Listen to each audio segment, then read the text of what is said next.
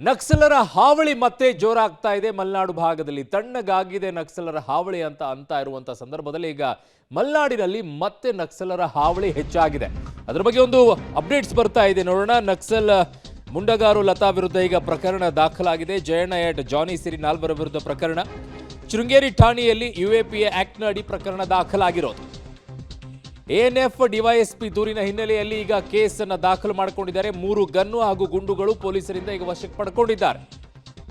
ತಲೆಮರೆಸಿಕೊಂಡಂತ ನಕ್ಸಲರಿಗಾಗಿ ತೀವ್ರ ಹುಡುಕಾಟವನ್ನ ಮಾಡ್ತಾ ಇದ್ದಾರೆ. ಕೋಂಬಿಂಗ್ ಕಾರ್ಯಾಚರಣೆ ನಡೆಯುತ್ತೆ ನಕ್ಸಲರ ವಿಚಾರದಲ್ಲಿ. ಶೃಂಗೇರಿ ಭಾಗದಲ್ಲೇ ಅತಿ ಹೆಚ್ಚು ಹಿಂದೆಯೂ ಕೂಡ ಇದ್ದಿದ್ದು, ಈಗಲೂ ಕೂಡ ಅಲ್ಲೇ ಹೆಚ್ಚಾಗಿದೆ. ಕಾಣಿಸಿಕೊಂಡಿರಲಿಲ್ಲ, ಸ್ವಲ್ಪ ತಣ್ಣಗಾಗಿದೆ ಅಂತೇಳಿ. ಬಟ್ ಕೋಂಬಿಂಗ್ ಕಾರ್ಯಾಚರಣೆಯನ್ನ ಮಾಡ್ತಾನೆ ಇರ್ತಾರೆ ಅಲ್ಲಿ. ಈಗಲೂ ಕೂಡ ಆ ಕಾರ್ಯಾಚರಣೆಯಲ್ಲಿ ನಿರತರಾಗಿದ್ದಾರೆ, ಕೋಂಬಿಂಗ್ ಕಾರ್ಯಾಚರಣೆಯಲ್ಲಿ. ಅದಕ್ಕೆ ಎಲ್ಲರೂ ಆಗೋದಿಲ್ಲ, ಯಾರೆಲ್ಲ ಅದಕ್ಕೆ ತಂಡ ಇರುತ್ತೆ ಆ ತಂಡದವರೇ ಮಾಡ್ತಾರೆ. ನನ್ನ ಸಹೋದ್ಯೋಗಿ ಈಗ ನಾರಾಯಣಗೌಡ ನನ್ನೊಂದಿಗೆ ಸಂಪರ್ಕಕ್ಕೆ ಸಿಗ್ತಾ ಇದ್ದಾರೆ. ನಾರಾಯಣಗೌಡ, ಈಗ ಈ ಭಾಗದಲ್ಲಿ ಅತಿ ಹೆಚ್ಚು ನಕ್ಸಲೈಟ್ಸ್ಗಳು ಮುಂಚೆ ಕಾಣಿಸಿಕೊಳ್ತಾ ಇದ್ರು, ಬಟ್ ಅದು ಸ್ವಲ್ಪ ತಣ್ಣಗಾಗಿತ್ತು. ಈಗ ಏಕಾಏಕಿ ಮತ್ತೆ ಕಾಣಿಸ್ಕೊಳ್ಳೋಕೆ ಏನು ಕಾರಣ? ಮತ್ತೆ ಈಗ ಎಷ್ಟು ಬಾರಿ ಇವರೆಲ್ಲ ಕಾಣಿಸ್ಕೊಂಡಿದ್ದಾರೆ?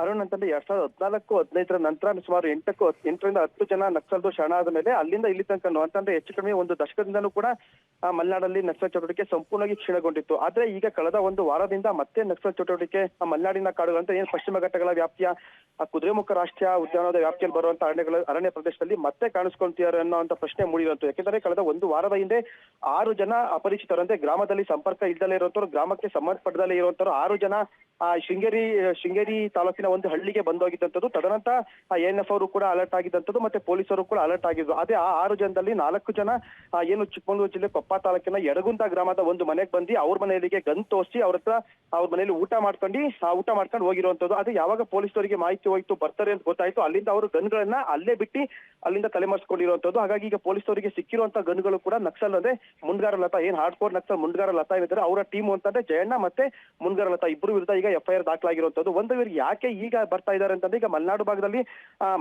ಮಲೆನಾಡಿನ ಜನಸಾಮಾನ್ಯರು ಮಾತಾಡ್ತಿರುವಂತದ್ದು ಅಂತಂದ್ರೆ, ಒಂದ್ ಕಡೆ ಇಷ್ಟು ವರ್ಷಗಳನ್ನು ಕಾಲ ಮಲೆನಾಡಿನ ಜನಸಾಮಾನ್ಯರ ಬಗ್ಗೆ ಯಾವುದೇ ಬದುಕಿನ ಯಾವುದೇ ಸಮಸ್ಯೆ ಇದ್ದಾಗ ಅವರು ಕಾಣಿಸ್ಕೊಂತಾ ಇದ್ದಂತು. ಆದ್ರೆ ಈಗ ಏನು ಸರ್ಕಾರ ಒಂದ್ ಕಡೆ ಕಸ್ತೂರಿ ರಂಗನ್ ವರದಿ ಜಾರಿ ಮಾಡ್ತೀವಿ ಅಂತ ಹೇಳ್ತಾ ಇರುವಂತದ್ದು, ಮತ್ತೆ ಅಕ್ರಮ ಭೂ ಒತ್ತುವರಿ ತೆರವು ಮಾಡ್ತೀವಿ ಅಂತ ಹೇಳ್ತಿರುವಂತದ್ದು, ಆ ಒಂದು ನಿಟ್ಟಿನಲ್ಲಿ ಈಗ ಮತ್ತೆ ಓಕೆ ನಾರಾಯಣಗೌಡ, ನಿಮ್ಮೆಲ್ಲ ಮಾಹಿತಿಗೆ ಧನ್ಯವಾದಗಳು.